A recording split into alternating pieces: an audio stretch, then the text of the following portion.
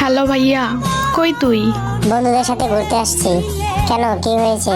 তুই তোর পকেটে কি রেখেছিলি? কেন, তুই আমার পকেট চেক করেছিস নাকি?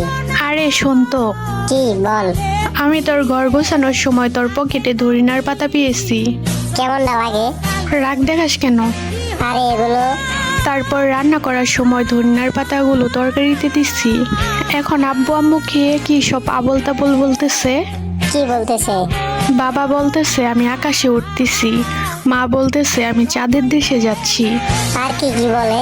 বাবা বলতেছে আকাশের উপর দিয়ে নাকি বিয়ের সব যাত্রী যাচ্ছে, মা বলতেছে চাঁদের দেশে নাকি বর দেখতে যাবে। আর কিছু বলে নাই? বলতেছে তো অনেক কিছু। আচ্ছা, বাসায় কি তেঁতুল বা লেবু আছে? ফ্রিজে লেবু আছে। কেন, লেবু দিয়ে কি হবো? তুই দুইজনকে লেবু খাওয়া। কিন্তু কেন? বেশি কথা বলিস না, যা বলতেছি তাই কর।